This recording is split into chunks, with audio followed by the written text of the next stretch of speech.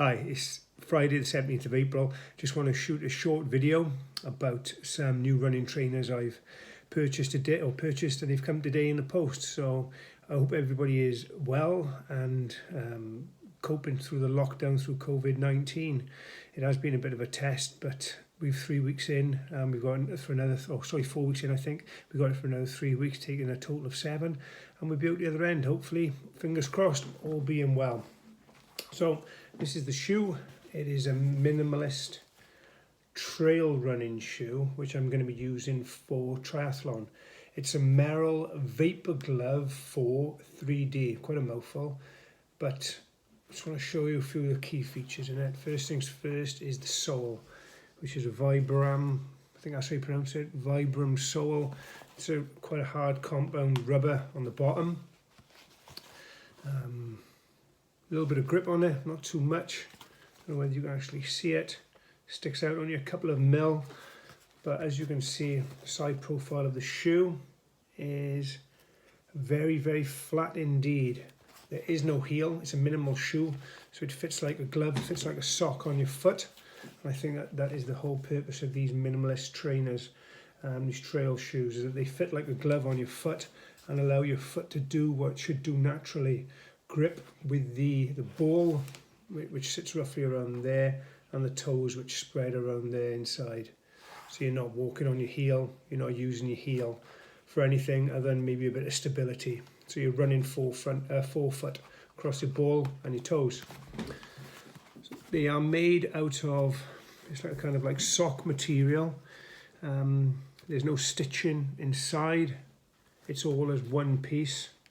So what it seems to do is that there is stitching on the side by there, but there's nothing on the inside, no sharp edges, nothing to really rub your foot. The size I ordered, I'm naturally a size 11 in the UK, but reading websites they said go down one size. I was a bit dubious about that, so I was going to go down to 10.5, but couldn't get a 10.5, so I went to a 10, and that was a spot on size. So if you buy a pair of these, whether it be this brand or another brand, always go down a size, because these shoes are quite generous, in all fairness. Another key feature is a wide toe box. If you have got wide feet, I've got quite wide feet, you need it for your toes to all fit in, because your toes are going to splay out inside quite big. They've got this rubber edging around the toe as well, which is going to protect it and stop the shoe from splitting. They are laced by using these little elastic hoops and just normal laces, which are going to do it across the top, across around this portion here. First thing I'm going to do is I've ordered some elastic lock laces for triathlon, so these are coming out and I'm going to fit my elastic lock laces. It's just going to help, I believe, in pulling the shoe into position, which is going to be good for me. I know you can pull these in different directions to fit your foot a bit better, but I train with elastic laces and I do prefer them. So that's the shoe itself. It's quite a striking shoe, I think so. I think it's quite nice. Some people will probably disagree, but the wife likes them, so I'm happy. My training with these now is going to be today.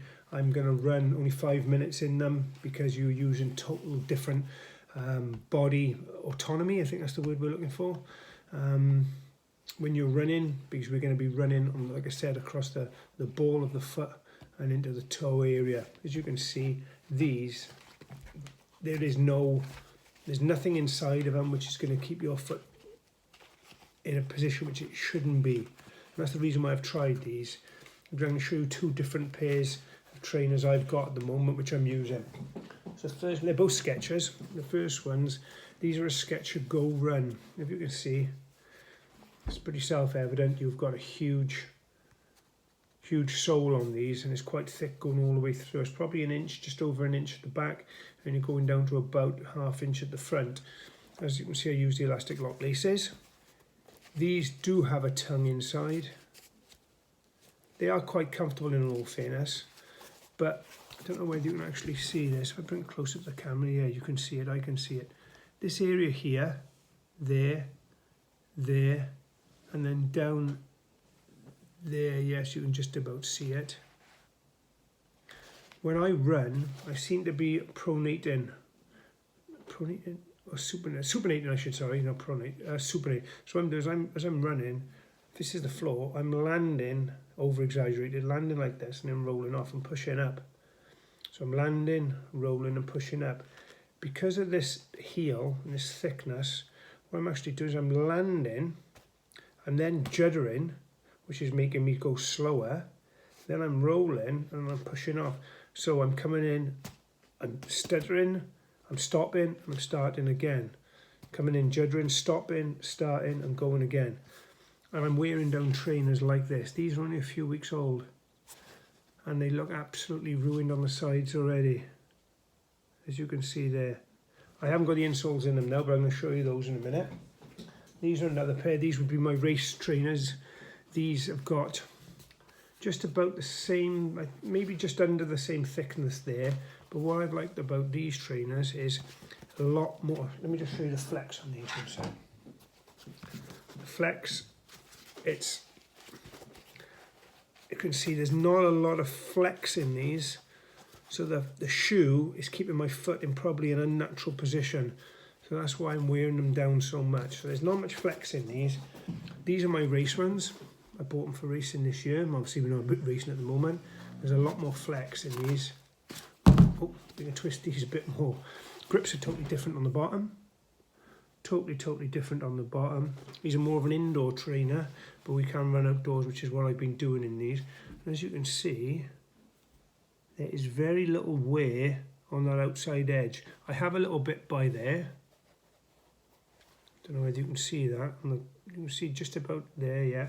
But I got no wear around the outside edge, which means these are flexing a little bit more as I'm hitting the floor. So as I'm hitting the floor, it's then allowing my foot to do what it should do naturally, which is to roll and come up. So it's hitting down, rolling and come up. I'm not getting so much stop and stutter with these. These are a one piece, real nice trainer. Fit really well in all fairness.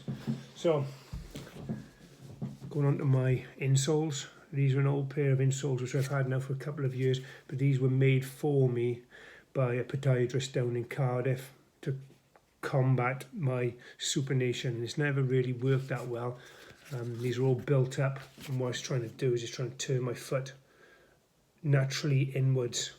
And I think over the years I've been wasting my time with this because my foot wants to land like that. It doesn't want to go in, it wants to land and roll. So if I've got a pair of trainers like these Merrells, which I've got now, the Merrell Glove 4 3D, or Vapour Glove 4 3D I should say, they should allow my foot to do what it naturally does, roll in.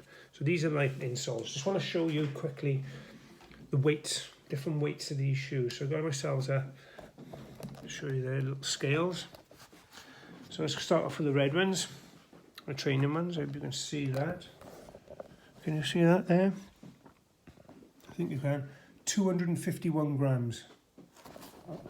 That trainer, 251 grams. Granted, it's got the laces, different laces, and the lock. There's a couple of grams in that. So they're 251. My other ones, my blue ones, 247. 247 grams. So 500 grams there or thereabouts per trainer. When we actually put my insole, let me just measure my insole. My insole is 46 grams. So it's 600 grams per set of trainers and insoles. Now with my Merrells, put them in, 210. 210, so what did I say, 300, so we're losing nearly 100 grams per shoe because I don't need any insoles with these. So I like them. I'm hoping that they are going to cure my issues with me running and knackering up the outside of my sole and the heel and all down this side. So today training is going to be only 5 minutes maximum. It's going to take me 6 to 8 weeks to acclimatise to these. So I have got some virtual races through the Ironman calendar, which I'll be doing Sunday, and then a week Saturday, which is another half Ironman. I would never run a half Ironman distance in these just quite yet. 6 to 8 weeks, I'll probably be good to go. So stay tuned. I hope that you've got some sort of benefit from this. If these are something you're interested in, they're on sportshoe.com, 47 quid I think they were. I think they're going to be worth it. I'm going to give it a go. Okay, thank you for tuning in, guys. Hope you stay safe and do more, be more and inspire more. Thanks very much. Take care all. Bye.